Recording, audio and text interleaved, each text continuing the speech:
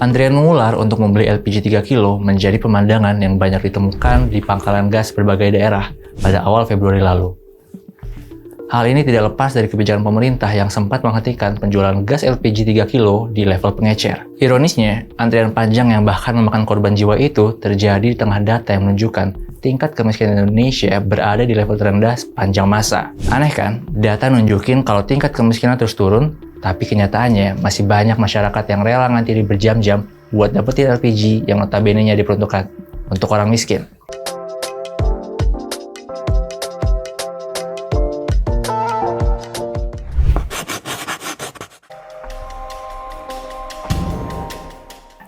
Kayak yang kita tahu, pada awal Februari kemarin, pemerintah kembali ngasih kejutan buat masyarakat. Pemerintah secara tiba-tiba menghentikan penjualan LPG di level eceran, sehingga masyarakat cuma bisa beli LPG di pangkalan. Ya, nggak kaget, setelah itu antrian mengular terjadi di pangkalan berbagai daerah. Masyarakat harus rela mengantri berjam-jam buat menuhin kebutuhan pokoknya. Bahkan, antrian disebabkan kelangkaan LPG itu harus memakan korban jiwa. Polemik itu pun mendapat perhatian dari orang nomor 1 Indonesia, Prabowo Subianto. Nggak berselang lama setelah kebijakan pembatasan diterapkan, Prabowo menginstruksikan kepada Kementerian SDM untuk kembali memperbolehkan pengecer menjual LPG 3 kilo. Meskipun masalah LPG itu sudah diselesaikan Prabowo, fenomena antrian ini menjadi menarik nih buat dibicarain. Soalnya pada Januari lalu, Badan Pusat Statistik atau BPS ngumumin tingkat kemiskinan Indonesia kembali menurun, yakni ke kisaran 8%. Per September 2024, jumlah penduduk miskin di Indonesia cuma nyisain 24 juta orang aja. Dengan perkembangan data tersebut, BPS bilang, tingkat kemiskinan saat ini menjadi yang terendah sepanjang sejarah. Nah, menariknya, kalau kita lihat, angka kemiskinan Indonesia itu bahkan udah jauh lebih rendah dari negara-negara tetangga, mulai dari Myanmar, Kamboja, Laos, sampai Filipina. Nggak cuma negara tetangga aja, tingkat kemiskinan Indonesia bahkan lebih rendah dari negara-negara maju, kayak Jepang, Korea, Kanada, sampai Belanda. Nah, pertanyaannya, kok bisa jumlah penduduk miskin mencapai level terendah sepanjang masa, lebih sedikit dari negara maju, tapi di lapangan masih banyak masyarakat yang bergantung dengan subsidi?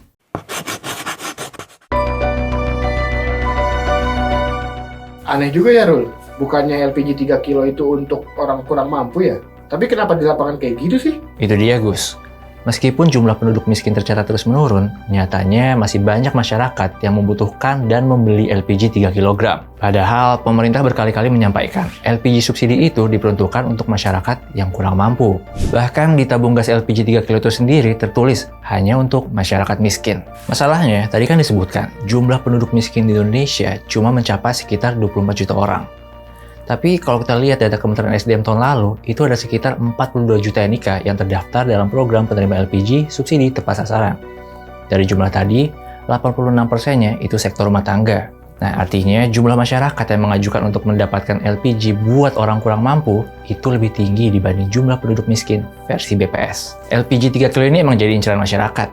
Buktinya, realisasi penyaluran LPG 3 kilo sepanjang tahun lalu itu mencapai 8,2 juta metrik ton. Ini lebih tinggi dari alokasi yang disiapkan pemerintah, yaitu 8,03 juta metrik ton. Artinya ada pembekakan anggaran subsidi LPG yang disiapkan sama pemerintah. Pemerintah berkali-kali bilang, tingginya angka penyaluran LPG subsidi dikarenakan LPG itu nggak cuma dikonsumsi sama masyarakat kurang mampu, tapi juga masyarakat mampu. Pemerintah menilai ini sebagai suatu kebocoran karena penyalurannya tidak tepat sasaran. Tapi antrian yang mengular yang terjadi di berbagai daerah pekan lalu justru nunjukin tingginya angka serapan LPG subsidi nggak segampang persoalan adanya kebocoran penyaluran. Kenyataannya masih banyak masyarakat yang membutuhkan atau bahkan bergantung sama LPG subsidi. Econom Center of Reform on Economics atau CORE, Yusuf Randy Manilet bilang, LPG 3 kg saat ini tidak hanya dibutuhkan oleh masyarakat miskin. Menurutnya, LPG yang disubsidi pemerintah itu juga dibutuhkan oleh masyarakat yang tergolong rentan miskin, bahkan kelas menengah yang rentan. Daya beli yang cenderung melemah bisa jadi salah satu penyebab warga lebih memilih untuk membeli LPG tabung melon ketimbang LPG non-subsidi. Tanda-tanda pelemahan daya beli di tanah air memang masih terlihat sih. Mulai dari tingkat inflasi terendah dalam kurun waktu 25 tahun terakhir dan tingkat konsumsi rumah tangga yang masih rentan, tumbuh di bawah 5%. Makanya nggak kaget kalau LPG 3 kilo ini nggak cuma diburu sama masyarakat yang selama ini dibilang kurang mampu. Meskipun secara data tingkat kemiskinan terus menurun, kenyataannya masih banyak masyarakat yang butuh bantuan dari pemerintah.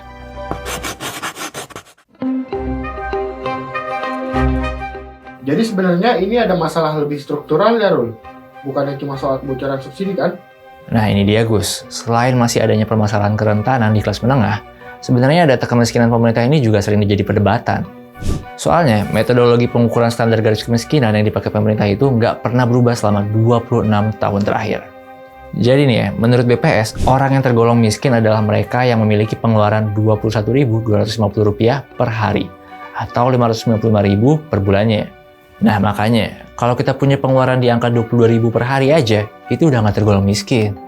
Standar garis kemiskinan yang dipakai BPS ini dinilai sejumlah pihak udah nggak relevan lagi.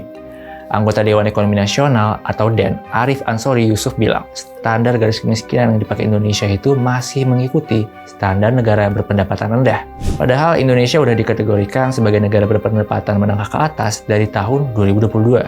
Kalau mengacu data Bank Dunia, standar garis kemiskinan yang dipakai negara berpendapatan menengah atas itu pengeluarannya $6,85 AS atau setara sekitar 111.000 per hari. Jadi kalau dikalikan sebulan itu sekitar 3,35 juta rupiah per bulannya.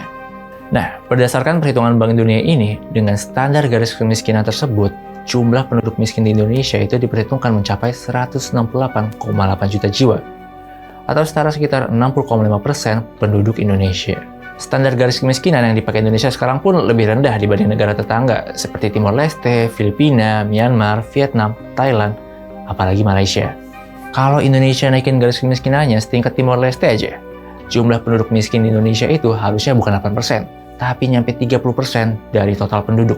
Makanya, pemerintah sebenarnya udah sering didorong sama berbagai pihak buat memperbarui metodologi penghitungan standar garis kemiskinan.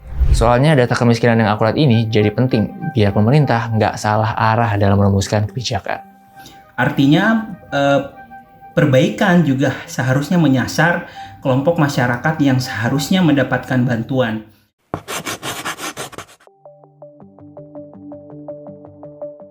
Emang antrian LPG kemarin itu jadi peringatan ya, Rul, buat pemerintah supaya nggak puas diri? Bener banget Gus, jadi walaupun BPS terus ngelaporin angka kemiskinan itu turun, kenyataannya masih banyak masyarakat yang membutuhkan bantuan dari pemerintah, kayak LPG subsidi itu tadi. Di satu sisi, pemerintah memang perlu memperbaiki skema penyaluran LPG 3 kilo, supaya anggaran subsidi nggak terus-terusan membengkak. Tapi jangan sampai dalam upaya perbaikan itu, pemerintah malah ngelupain masyarakat yang nggak tergolong kategori miskin. Makanya, pemerintah emang harus cepat-cepat revisi metodologi pengukuran garis kemiskinan, jadi nggak salah dalam mendata masyarakat yang emang kesulitan dan butuh bantuan pemerintah. Jangan sampai warga yang emang membutuhkan bantuan ini justru tersembunyi di balik data statistik. Akibatnya masyarakatlah yang jadi korban dari kebijakan pemerintah yang terkesan terburu-buru.